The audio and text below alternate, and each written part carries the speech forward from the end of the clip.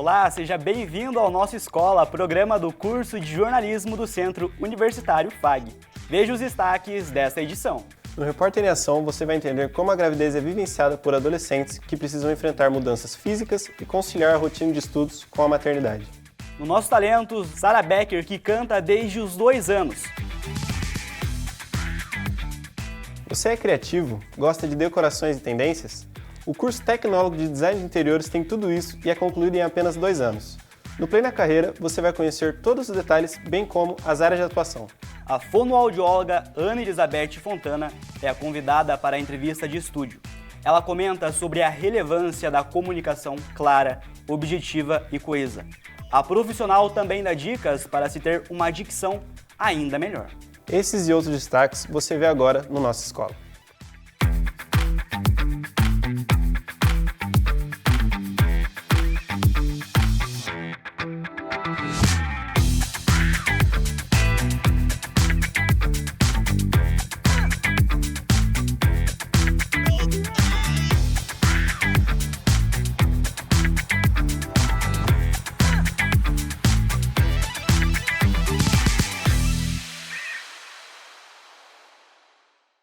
A gravidez na adolescência altera completamente os hábitos de meninas estudantes, pois precisam fazer as atividades, avaliações escolares e também cuidar dos bebês. Um estudo feito em 2019 pela Fundação Abrinq revelou que 20% das mães do Brasil não concluíram o ensino fundamental, e o número é de 30% quando são consideradas as mães adolescentes com até 19 anos. O Repórter em Ação conversa com a obstetra Tamires Conte Vicence, que revela os riscos da gravidez na adolescência. Além disso, ela comenta sobre os problemas de casamentos precoces.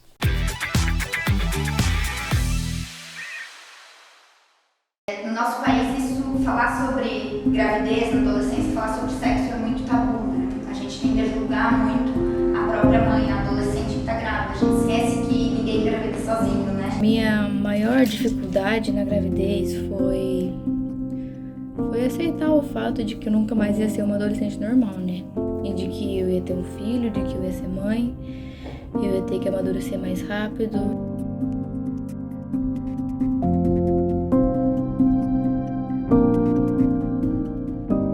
A falta de conhecimento sobre métodos contraceptivos, a dificuldade de acesso a informações básicas de saúde, o desejo de manter uma relação estável com o parceiro e a violência sexual estão entre as principais causas da gravidez precoce.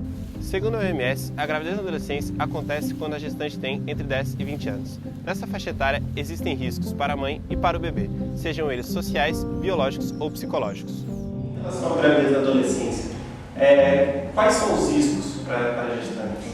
Então, assim, a gravidez na adolescência, primeiro a gente tem que lembrar que gravidez abaixo dos 14 anos, né, uma gestação abaixo dos 14 anos, ela configura como uma gravidez decorrente de um abuso, de um estupro, né? Qualquer relação sexual abaixo dos 14 anos é considerada um abuso sexual, um estupro. Então, elas podem, né, interromper essa gestação de forma legal. E os maiores riscos para a mãe são aumento do risco de pré-eclâmpsia, que é uma doença da gestação, aumento do risco do bebê ser pequeno, né, por uma má alimentação, uma desnutrição, uma falta de orientação. Muitas vezes as gestações elas não são conversadas, não são contadas para a família, então o paciente não procura pré-natal. Existe um aumento de óbito dessas crianças, desses bebês, logo depois que nascem, por uma desnutrição. Às vezes elas não entendem ou não, é uma gestação indesejada, não quer amamentar, então são vários riscos.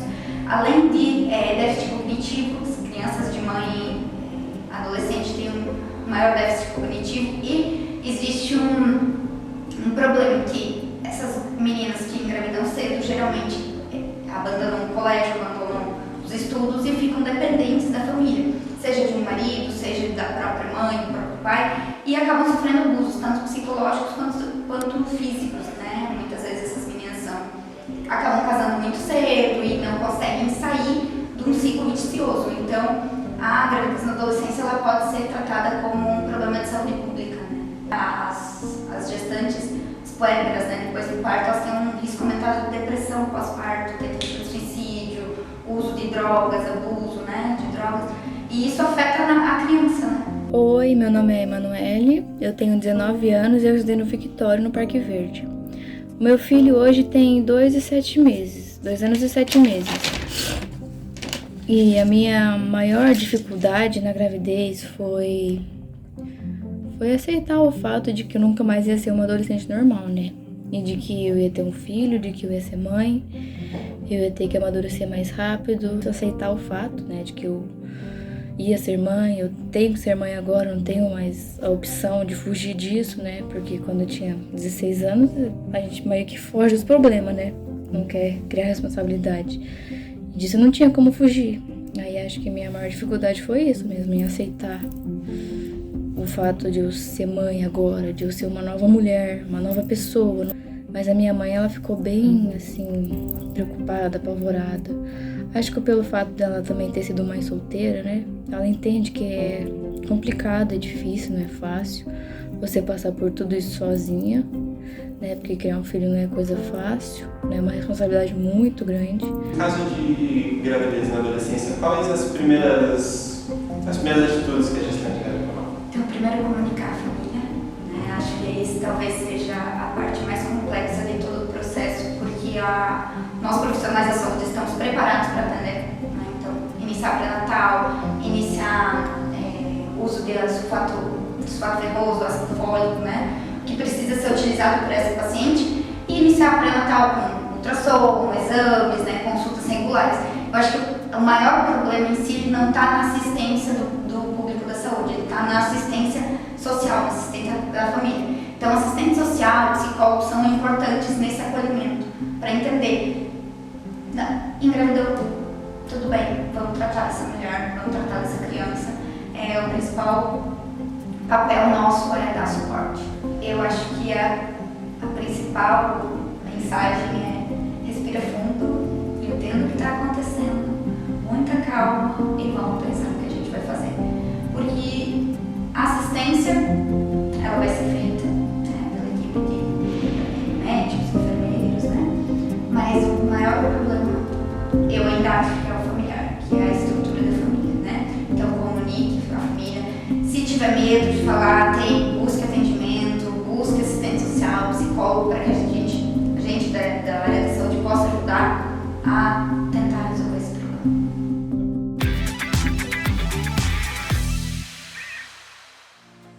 Olá, tudo bem? Eu sou a Sara Becker, eu tenho 17 anos, estudo no Padre Carmelo Perrone e atualmente eu moro em Cascavel, Paraná. Eu comecei a cantar a partir, acho que dos 2 anos de idade, ali na igreja, quando eles me chamavam pra alguma coisa eu sempre ia lá cantar. Então foi na igreja com 2 anos de idade. Eu tive um incentivo bastante da minha família, principalmente da minha família por parte de mãe, porque todos eles ali têm esse meio artístico já, então eles sempre me apoiaram bastante nessa caminhada. Uma pessoa que me inspira nessa área é a minha mãe, porque ela é uma mulher assim muito batalhadora e desde sempre ela sempre quis cantar, ela independente de tudo, ela queria cantar, queria mostrar a partir da voz dela que estava tudo certo, e ela tinha uma banda. Ela participava de vários eventos na cidade dela, que era em Santa Helena. Então, a minha mãe, assim, é uma pessoa que me inspira muito nessa área. Eu já participei de alguns eventos. Eu era do Coro Juvenil de Cascavel, então a gente sempre fazia aberturas de alguns eventos que aconteciam no Teatro Municipal. A gente também teve o nosso próprio evento, né? Que era preto e branco, lá no teatro. Meus objetivos com a música, eu não tenho planos de seguir carreira musical, mas eu quero muito continuar cantando porque é a minha maior paixão. E uma dificuldade que eu já passei, eu acredito que seja medo de palco, porque eu sou bem tímida, então pra mim foi vencer o medo mesmo. E se eu já pensei em desistir, não. É isso, tchau! Confira agora a pergunta do Pensa Rápido.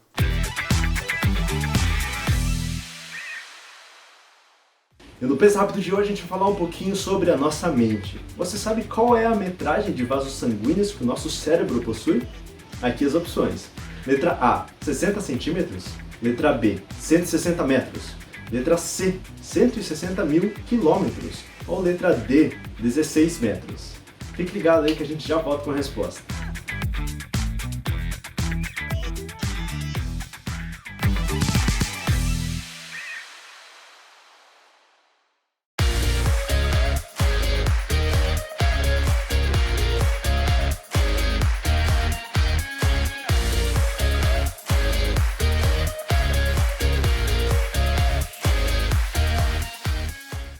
Conectados ao mundo. Somos todos. Somos um só. Somos muito mais. Global Connection. Descubra um novo programa de pós-graduação Centro Universitário FAG. Acesse o site e conheça os cursos disponíveis. Conexões internacionais e experiências transformadoras. fag.edu.br/pós. Inscrições pelo fone 4533213964. Pós-graduação Centro FAG. Global Connection. Realize. Hospital Veterinário FAG, para todos os bichos, todos os horários. Tigres, leões, cavalos, gatinhos ou dogs, pássaros, jacarés, ratinhos ou cobras. O HVET FAG é o maior hospital veterinário do Paraná, o único a oferecer atendimento 24 horas para qualquer animal, independente da complexidade. Conheça nosso Clube do Mascote, vantagens exclusivas para pets e animais exóticos. Se você ama, nós cuidamos. Hospital Veterinário Centro FAG, Cascavel, ligue pra gente, 4533213772.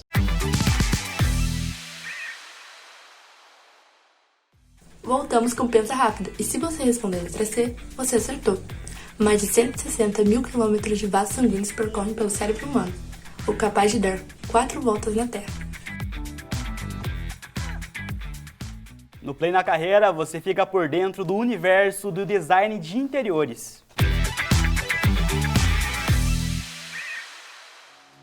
Estamos aqui hoje com a Ciliane, que é a coordenadora de design de interiores no curso FAG, e ela vai contar um pouquinho sobre o curso para a gente. Olá, Ciliane. Você poderia falar o seu nome, a sua formação para a gente? Oi, Amanda. Primeiramente, obrigada pelo convite. Então, vamos lá. Me chamo Ciliane Salberlich e eu sou formada em arquitetura e urbanismo, mas apaixonada pelo mundo do design. E isso me levou logo após a faculdade me especializar na área. Então hoje o meu campo de atuação é mais em arquitetura de interiores. Ah, ok. E o que te fez escolher ir para esse lado? Ai, que pergunta difícil, né? A gente brinca assim que a arquitetura ou design de interiores não é a gente que escolhe, é ele que escolhe a gente, sabe? Mas assim, é um universo muito rico e ele mistura muitas coisas. Então, design de interiores tem tudo a ver com moda, com as novidades, né? Com o que está acontecendo no momento, assim. E fora que eu tenho a oportunidade de trabalhar com as pessoas diretamente, né? Pensar nos ambientes, em cada detalhezinho para as pessoas, então isso me encanta. O nosso curso, eu falo que ele é o meu queridinho, né? Então, o nosso curso de design de interiores, ele é um curso de 2 anos, o que já é um diferencial dentro das demais graduações, porque ele é um curso tecnológico. Então, você tem uma formação mais rápida, técnica e totalmente voltada ao mercado de trabalho. Então, você sai apto já a atuar. Esse é um dos diferenciais. Ok. E se um aluno chegasse hoje para você e tivesse em dúvida, o que você falaria para ele escolher o design? Primeira coisa eu perguntaria para ele se ele gosta de criar, né? Se ele tem uma mente criativa e também se ele tem esse olhar para esses ambientes internos, pensando um pouquinho no aconchego, na iluminação, mas a criatividade eu acho que é um ponto de partida, porque é uma profissão muito criativa. É uma das qualidades para ser design é a criatividade, então. Também, mas a criatividade a gente constrói ela também. Ah, sim. Então não fique preocupado se fala assim, ai meu Deus, mas eu queria tanto fazer, mas não sou tão criativo. Nós temos ferramentas, técnicas de construção de criatividade. Para desenvolvimento, né? E o que te desafia no curso, frequentemente, assim? O que você fala, isso é um desafio, mas eu gosto disso, mesmo assim?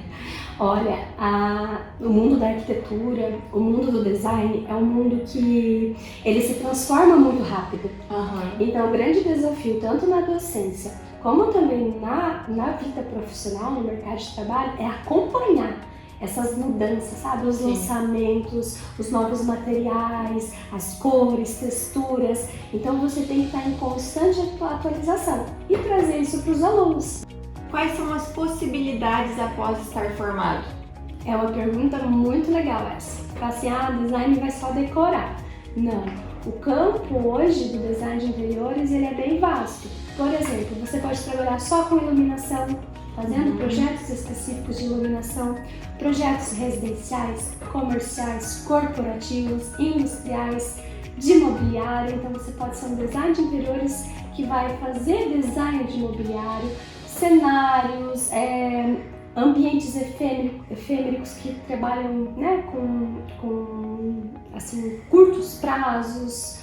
Por exemplo, Rock in Rio tem vários elementos lá que tem designers de interiores que fizeram os estandes, fizeram espaços. Então assim, paisagismo, isso é um campo bem legal de falar. Então assim, fez a graduação, você ainda consegue ir para várias vertentes, né? Se especializar em novas áreas.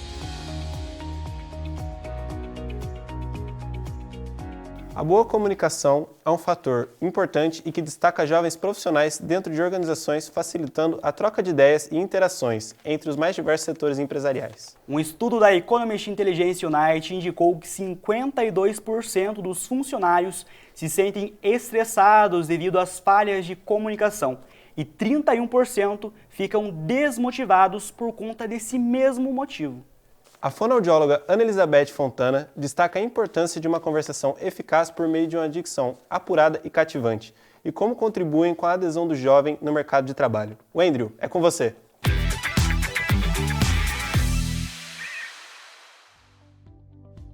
E aí galera, eu sou o Wendrio Vidal e estou hoje aqui com a fonoaudióloga Ana Elizabeth Fontana. Bem-vinda, Ana. Olá, obrigada. Obrigado pela participação. E Ana, qual a importância de se ter uma boa articulação e clareza na hora de se comunicar? Bom, quando a gente tem uma boa articulação na fala, a gente torna a nossa comunicação mais assertiva, né? Quando a gente consegue movimentar toda a nossa estrutura oral, lábio, língua, bochecha, usar expressões faciais para se comunicar, a gente consegue atingir qualquer público, qualquer faixa etária e a gente consegue transmitir a nossa mensagem de forma mais clara, mais assertiva, melhor. Então, quando a gente usa toda a estrutura que a gente tem facial, de articulação, a gente consegue se comunicar com qualquer pessoa. Perfeito. E quais são as principais causas das dificuldades na hora de pronúncia, os fonemas ou letras que causam mais problemas na hora de pronunciar? São diversas as causas das dificuldades articulatórias ou fonatórias ou fonológicas, né? A gente tem a mais específica, a mais encontrada hoje, que são as dificuldades nas estruturas propriamente ditas. Então, uma hipotonia muscular, que é a fraqueza, né? Uma dificuldade, questão de tamanho, de estrutura. A gente tem uma dificuldade de estimulação, crianças ou pessoas, adolescentes, enfim, que são pouco estimuladas a melhorar a comunicação. A gente encontra hoje na nossa prática uma maior dificuldade no som do fonema R. Por ele ser o último a ser adquirido na nossa aquisição fonêmica, a gente adquire vários sons e por último fica o R. Né? A gente vê muitas crianças trocando o R por L, né? Por eles usarem o mesmo ponto articulatório, a mesma elevação de língua. A diferença do R, por que ele é o mais difícil? É porque ele é um fonema que exige uma agilidade da língua com força. Então, o L a gente consegue segurar mais tempo a língua, o R não, tem que ser mais rápido. Então, depende que a criança perceba que esse som é rápido, usa força e tem diferença do L. A gente vê muitos casos ainda na vida adulta, pessoas que não foram diagnosticadas com esse erro na infância e que acabam adaptando esse R na vida adulta e evitando falar algumas coisas nesse fonema para que não seja tão perceptível. Mas as causas são variáveis e o fonema com maior dificuldade hoje que a gente encontra na prática é o fonema do R, que tem grandes variáveis aí. O mesmo som tem 3 maneiras de se pronunciar, por isso ele é um dos mais difíceis. Perfeito. E, bom, durante a pandemia do Covid-19, né, teve um isolamento muito grande devido, né, toda a quarentena e muita gente ficou, né, no seu ambiente sem se socializar. Isso interfere de alguma forma na comunicação, no geral? sim. Um dos preditores para a fala é o convívio social, né? Um dos preditores da fala é você ter a intenção de se comunicar com alguém. Se você não tem com quem se comunicar, você não vai falar.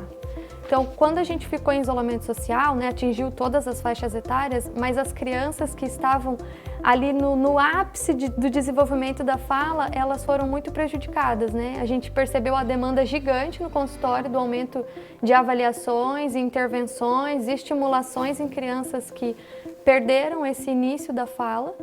Porque quando a gente expõe uma criança a ambientes diferentes, a contato com crianças da mesma faixa etária, com o mesmo nível de fala, a gente coloca elas expostas a texturas diferentes, no chão, terra, areia, grama, tronco de árvore, sobe e desce de escorregador, de balanço, escada, enfim, ambientes diferentes que causam curiosidade na criança, isso vai gerar uma vontade nelas de questionar. Né? O que é isso? Como brinca com isso? Elas querem mostrar, elas querem contar para todo mundo o que elas fizeram de diferente. E o isolamento social, ele inibiu o convívio das crianças, tanto com crianças da mesma idade, quanto com adultos familiares, mais distantes, como avós, padrinhos, que podem brincar de maneira diferente do que os pais brincam. E isso gerou um atraso na fala das crianças que deveriam começar a falar na idade adequada. E em muitas crianças gerou um retrocesso na comunicação. Então, muitas vezes, por terem o acesso somente à tela, televisão, computador, o celular, ou a ficar jogando videogame, causou um retrocesso na fala dos maiorzinhos, né? Ali a faixa etária 8 a 10 anos, os pré-adolescentes. E isso refletiu no retorno da escola. Quando o vocabulário deles ficaram reduzidos, as trocas na fala voltaram a aparecer. Então, o isolamento social, o convívio social, ele é muito importante para manter uma comunicação em qualquer faixa etária. Mas para o meu público, que é o infantil, a gente percebeu a defasagem na iniciação da fala, nesse atraso para iniciar a fala, porque não viram importância em tentar se expressar verbalmente, porque não tinha com quem se expressar, não tinha ambiente diferente para conversar, era só a casa que já estava acostumado a ver todo dia. Então foi um choque muito grande o isolamento social nesse período da Covid-19. Perfeito. E quando a gente percebe esse distúrbio, quem que a gente recorre, né? O que a gente faz nessa situação? O atraso na fala, ele precisa ser bastante observado pelos pais e pela escola. Porque hoje em dia existe muito, principalmente pós-Covid, de que cada criança tem seu tempo para iniciar a fala. E não é bem assim. A gente tem os marcos dos desenvolvimentos, né? Cada etapa da vida da criança na primeira infância, ela precisa estar pautada em desenvolvimentos motores, na comunicação, social, comportamental, e tem uma faixa etária para cada coisa acontecer. Então, uma criança pode acontecer um pouco antes, a outra um pouquinho depois, mas tudo dentro desse marco de desenvolvimento, que é esperado para cada idade. Então, se o pai tem conhecimento, se a família tem conhecimento, se a escola tem conhecimento desses marcos, ela vai perceber quando a criança está atrasada, ou quando ela está com dificuldade em iniciar ou melhorar essa comunicação. Então, detectou que a criança está com atraso ou está com dificuldade, vai para o fonoaudiólogo. A gente consegue avaliar e, de repente, só passar uma orientação para a escola ou para a família, ou já iniciar a intervenção. Então, quanto antes você detectar e conseguir levar para uma intervenção, pelo menos para uma avaliação de orientação, é o necessário, né? Eu não conheço nenhuma fonoaudióloga, não sei para onde ir, procura um médico pediatra ou um médico otorrino, que eles vão conseguir levar para outro caminho, né? Indicar uma profissional, ou até mesmo já realizar a primeira avaliação, que é das estruturas orais, né? O otorrino é um médico especialista em ouvido, nariz e garganta, que está totalmente interligado no desenvolvimento da fala, né? Sem uma boa audição, sem um bom espaço na estrutura oral, nasal, a criança tem dificuldade para falar. Então, precisa estar com tudo ok para que a fala aconteça. Então, detectou ou acha que pode estar com atraso ou com dificuldade na fala, procura um fonoaudiólogo. se não consegue um fonoaudiólogo de primeiro momento, procura um médico otorrino ou o próprio pediatra da criança para que faça esse encaminhamento. Perfeito. E de que maneira essas dificuldades fonológicas afetam os jovens? Tá. Quando uma criança é detectada com alguma dificuldade e essa dificuldade é tratada na infância, ela chega na vida adulta tranquila, sem dificuldade alguma. Quando essa dificuldade ela é carregada para a vida adulta, ela vai gerar uma insegurança, ela vai gerar uma introspecção. Então, o jovem ou o adulto, ele vai evitar frequentar alguns lugares, né? Ele pode até ter alguma dificuldade no trabalho, perder alguma promoção, de repente, por ficar sempre recluso pela dificuldade na fala. Porque quando a gente é adulto, a gente tem consciência do nosso erro, da nossa fragilidade, a gente sabe onde a gente é vulnerável, então a gente evita alguma coisa que possa expor. Então, no jovem, no adulto, vai gerar insegurança, medo e vai fazer com que você perca algumas oportunidades na vida. Então, o que não foi detectado na infância pode ser trabalhado na vida adulta. A fonoaudiologia pode trabalhar em qualquer idade. Então, se você tem uma dificuldade numa pronúncia, na articulação, troca algum som ou quer melhorar só a questão da fala, você pode procurar um fonoaudiólogo em qualquer idade. Pode ser resolvido o seu problema, mas vai afetar nessa questão mais social aí na vida adulta, no jovem. Perfeito. E em questão dos pais, quando eles estão lá brincando, conversando com a criança e detectam um problema, né, tem alguma coisa que eles possam fazer, levar no fonoaudiólogo, no pediatra? Uhum. Eu aconselharia, de primeiro momento, os pais investigarem se não há alguma questão estrutural. Né, hoje a gente vê muitos casos de amígdala aumentada, adenoide aumentada, né, secreções no ouvido por infecções repetidas por causa do nosso clima aqui, né, que colabora para que a gente passe frio e calor e pegue vento e chuva e sol, tudo no mesmo dia. E as crianças, elas acabam recebendo essas informações com mais intensidade. Então, a princípio, de primeiro momento, eu orientaria os pais a procurarem um médico otorrino para verificar se não existe nenhuma causa estrutural que esteja interferindo nessa dificuldade de iniciar a fala ou que esteja atrapalhando na comunicação.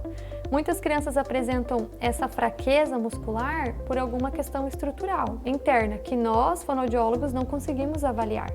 O médico consegue fazer uma análise por vídeo dentro da estrutura, consegue analisar um exame de imagem, coisa que não é da nossa alçada. Então, orientaria primeiramente procurar um médico otorrino para avaliar a estrutura e depois uma avaliação fonoaudiológica para fazer a reabilitação dessas dificuldades. Perfeito. Assim, a gente como jornalista sempre tenta evitar desinformação, né? E a divulgação, às vezes, de estereótipos, assim, que fonoaudiologia funciona só para criança, né? Pode trazer preconceito junto, né? Só funciona para criança. Você já presenciou algum tipo de preconceito ou viu isso na área de alguma forma? Não, na verdade eu sou bem feliz na área da fonoaudiologia. Hoje a fonoaudiologia ela abrange 14 áreas de atuação. Então, se você não conhecer a fonoaudiologia pelo fato de atender uma criança, reabilitar ou estimular uma criança com dificuldade, você vai poder ouvir falar da fonoaudiologia no tratamento de ouvido, na parte de hospitalar, pacientes, ficou conhecida a fonoaudiologia por conta da Covid-19, a atuação das fonoaudiólogas dentro de hospital para reabilitação pós-Covid, pacientes que ficaram com sequela, não conseguiam engolir, né, comer. Você vai poder ouvir falar da fonoaudiologia em diversas áreas. Eu não tenho problema nenhum quando acham que a fonoaudiologia trabalha só com criança, porque aí abre a porta para eu dizer, sim, trabalha com criança, mas também cuida da parte auditiva, da musculatura orofacial, trabalha com reabilitação de pacientes neurológicos, trabalha com diversas áreas. Então, não vejo como um preconceito, assim. Acho que é uma porta de acesso para que as pessoas cheguem à fonoaudiologia e possam conhecer as outras áreas. Perfeito. E o quão importante é buscar a fonoaudiologia para algum problema, né, para quem tem transtorno de fala, o quão importante ir atrás disso? a gente fala muito na intervenção precoce. Então, quanto antes você detectar um problema, quanto antes a gente vai poder tratar. Existem algumas dificuldades que elas precisam ser reabilitadas dentro de uma faixa etária, para não ocorrer atraso nas demais fases que vão acontecer. Então, é de extrema importância que, ao mínimo sinal de atraso ou dificuldade, procure uma clínica com atendimento fonoaudiológico, que alguma fono consiga fazer uma avaliação para poder descartar algumas possibilidades e já iniciar uma estimulação ou uma intervenção com a criança. Ou com o adulto, dependendo do que vai buscar, né? Mas o quanto antes conseguir uma avaliação é perfeito. E no aspecto social, né? No que pode interferir no desenvolvimento de uma criança ou adolescente? Né, como eu disse anteriormente, a socialização, o convívio social, ela é de extrema importância para que haja o desenvolvimento da fala, né?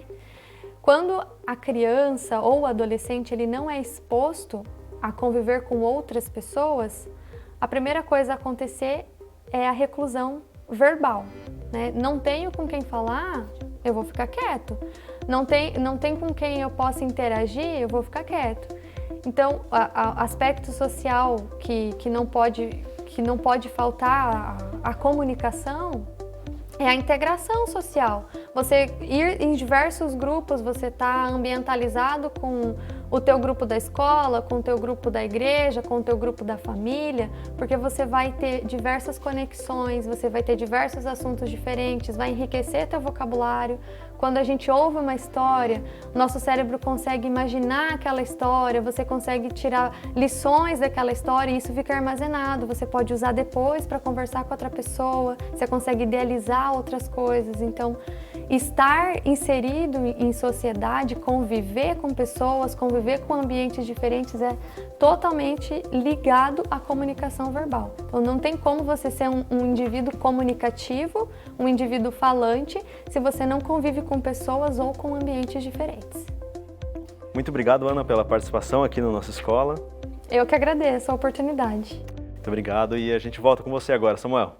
O principal objetivo da educação é criar pessoas capazes de fazer coisas novas e não simplesmente repetir o que outras gerações fizeram. Com o pensamento de Jean Piaget, biólogo e psicólogo suíço, finalizamos esta edição da nossa escola. Valeu, pessoal. Até a próxima. Valeu, até mais.